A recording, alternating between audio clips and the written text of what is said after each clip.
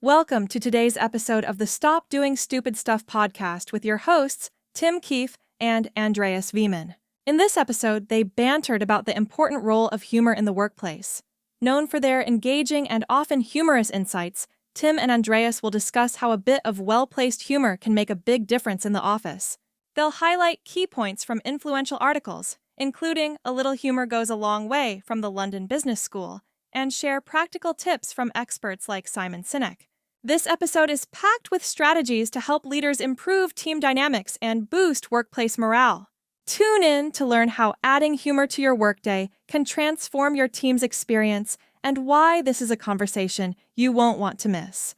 Hey, everybody, this is Tim Keefe with Transform CX and my great friend, cellmate, co-conspirator, and sometimes we've been committed for a 72-hour hold together a few times. My good friend, Andreas Wieman here to talk about different topics that we think are critical in this world of stop doing stupid stuff. So, Andreas, what are we up for today? No, great intro. It'd be great to throw me like every once in a while. He has like a pretty good idea in that credentials there. So we are going to talk about humor in the workplace, right? And That'd so be great if we had any sense of humor, but okay, what qualifies us to have this conversation? But yeah, touche, touche. Maybe we should just hang it up now at this point. But serious, I think we found some. We're going to have a good kind of pragmatic conversation here based off of our experience because we both highly believe in introducing appropriate humor in the workplace for a variety of reasons that we're going to talk about. But we also want to not just drink our own Kool-Aid, but look at other parties who agree and provide evidence and research on it. And so there's a really good article in the London Business School from Andreas called A Little Humor Goes a Long Way that I think everybody should check out. And there's also another article, actually, I'm sure everybody's heard of Simon Sinek. In Simon Sinek's Optimism Company, there's a post there by Emily Pretty that also has great practical actions you can take to appropriately introduce humor in the workplace.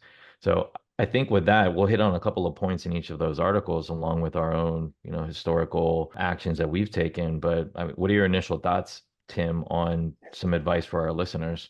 Well, I'm probably this is I think, a really important topic. And I was having a conversation with a great friend of mine, Kevin Shields, the other day, and we talk about leadership on a regular basis. It's kind of a famous anecdote. Those of us who live in the San Francisco Bay Area, we have an American football team here called the 49ers that back in the early 80s, mid 80s, was a championship team. And there was a very famous championship game, teams down.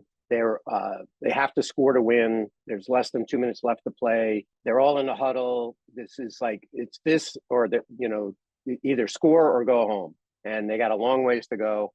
And the quarterback, who in American football is kind of the team leader on the defensive side, named Joe Montana, who is, kind of very, very famous and for a lot of different reasons. Never heard of them. Yeah. Actually, the story is that here they are. They got in a huddle. They have a few seconds to share the next play, and then they break and go to the next play. Well, he's got these few seconds to use to set his team up to go score. What does he do? He looks up out of the huddle and points to the stands and says, "Hey, everybody, is that John Candy, who is a very famous comedian at the time who has since passed away?" And that broke the moment. That all that tension allowed everybody to take a breath and reset. And I think what prompted me to have this conversation today about humor in the workplace is that power of humor to help reset sometimes in critical situations can be very powerful if done correctly.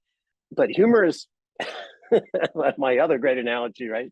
Humor is a sharp knife in the drawer. When used correctly, can make an amazing meal, can be doing wonderful things. But if you just reach into that drawer without thinking about it, you're going to cut yourself. And humor can also be very dangerous in the workspace if it's used incorrectly. Or as those of us who ever watched the TV show The Office, whether it was the UK version or the US version, we know what it's like when we can see a manager or who is clueless to the impact of his humor to his workplace.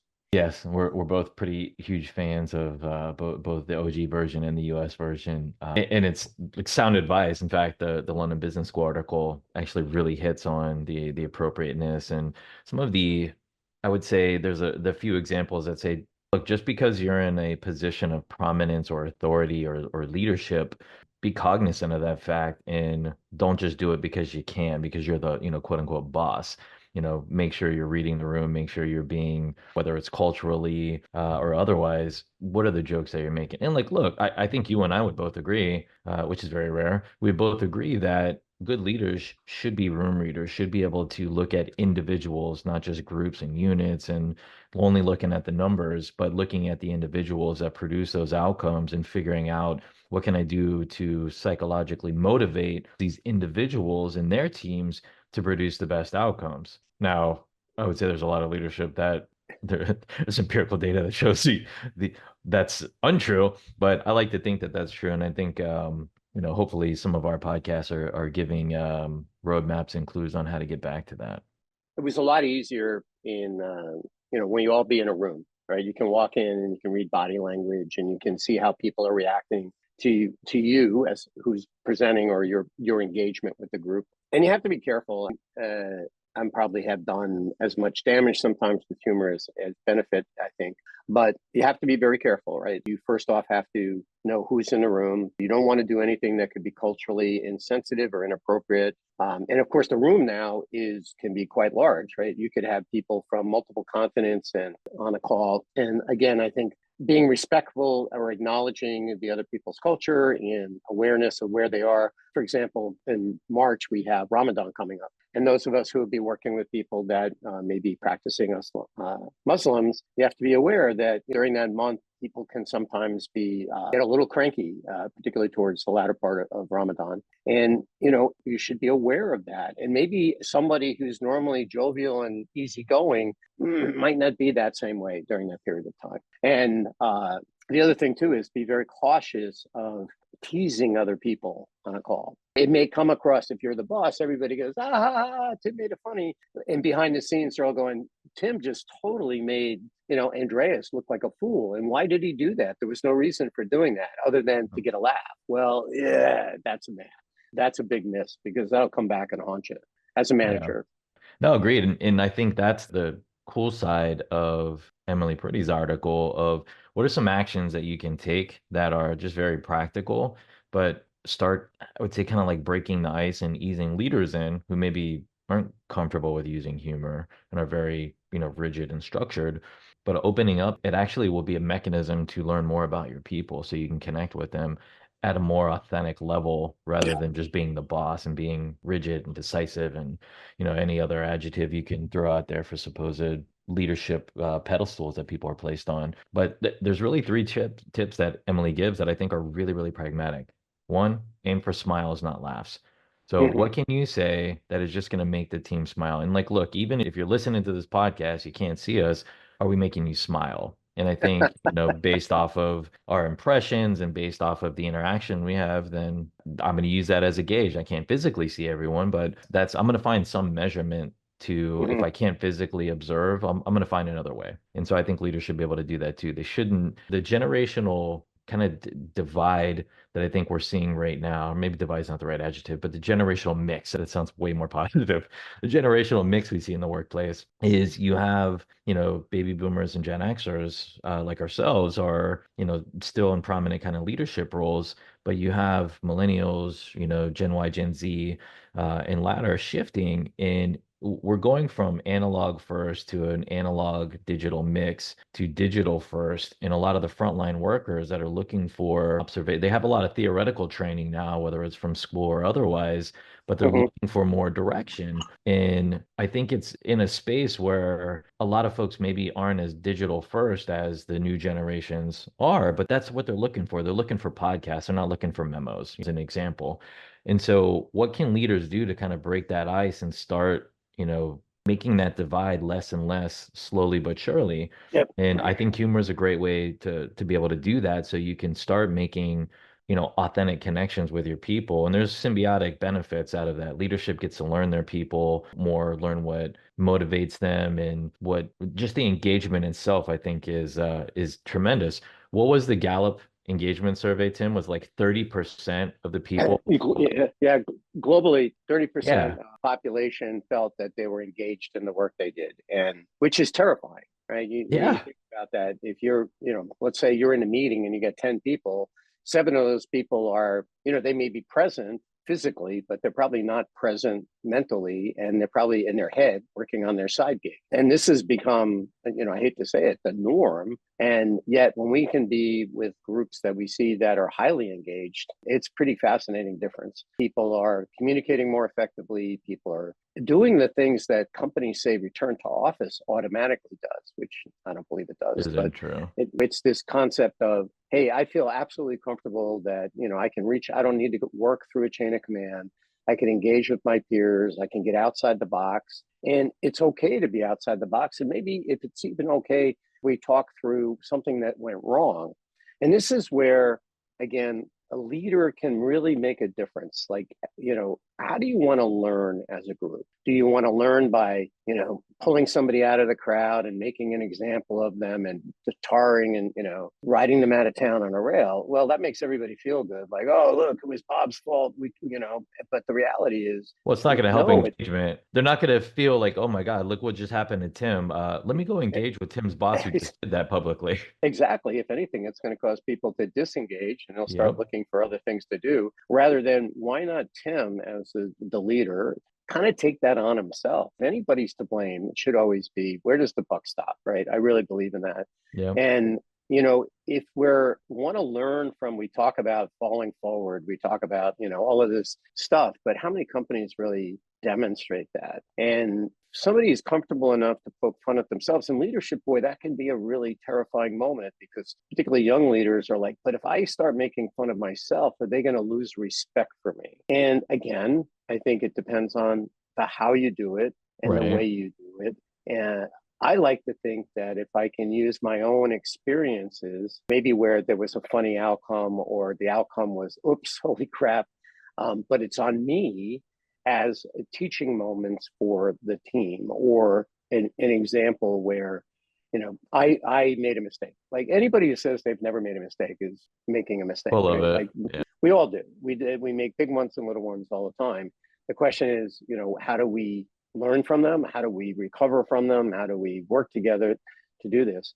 So I think when you can create a sense of one camaraderie, that we're all working together, it's not, I'm waiting for somebody to tell me what to do, which is really bad. And can humor help in that? I really do think it's interesting. I think the articles were very helpful to say that, right? It can be well done. It can be extremely effective. Yeah.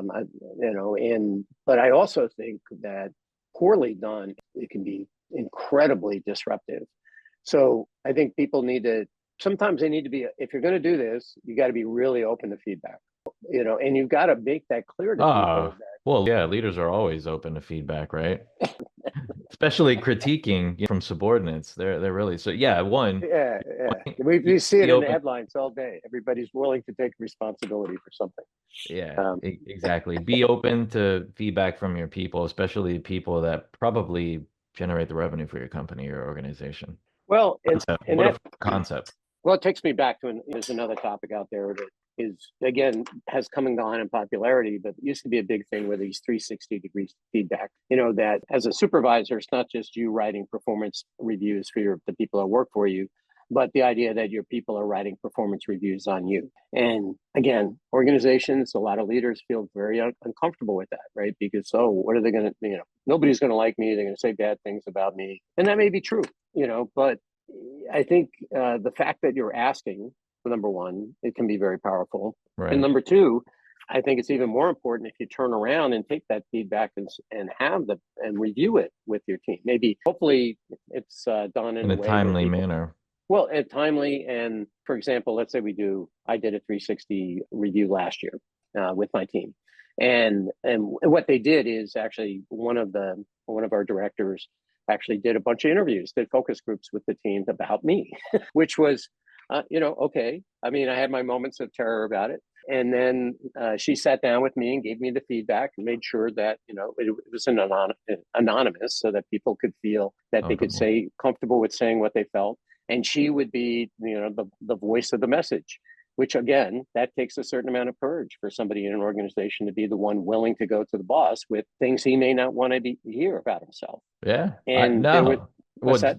sorry, just real quick. I think that's kind of a really important point. So I would almost say maybe look at this as like a, I don't know, litmus test or something like that. But if you're a leader, if you can go to your team and feel comfortable, they feel comfortable enough to give you open feedback, not anonymously, but actually be able to say, yes, it's so and so, and provide this subjective feedback from their point of view. I think that's a high quality trait in a leader. If your team feels comfortable enough to do that, then they're not hiding other things from you that could impede productivity and other outcomes that your probably business needs to survive, because you're not in an ego check kind of standpoint where you don't want to hear negative feedback. You only want to be positively reinforcement only type of environment. No, it's an open, honest, authentic environment. And I think if you go back and look at, it's great to get subjective feedback too, by the way. I like to look at objectively measured things as well. I want to balance both of them out. What is the subjective feedback and what is the outcome that it's producing objectively? And then that way you don't have to rely on one or the other, but a combination of the two. I think once you get to that balancing point, that's true leadership and more inclusive for all of your team rather than certain individuals or you yourself as the executive on that pedestal. Well, agreed. And again, I really do think the power of like being willing to do those, get that feedback. And whether you do, depending on how structured you want to do it, do you want to take it from a formal survey approach or you want to do it informally like we did? What I think the important part was, one, you're asking. Two, Yep. people feel that they can be open because there's some degree, there's somebody acting as a proxy in this case. And then three, that I was then comfortable to turn around and after I'd gotten the feedback and Yeah. share with everybody my reaction to the feedback and what I'm going to do about it. And in a couple of cases, I was kind of like, I'm not sure I agree, right? What the team said, but that's an interesting point where you have to stop yourself and go, well, I may feel that I did these things and they're saying, not so well. Yep. Then I'm either missing on my communication or what I think is good enough isn't good enough. And Right. so that's resetting and reallocating stuff. And then there were a couple of other items that I was like, okay, I got to take a deep breath after I got this feedback of like, okay.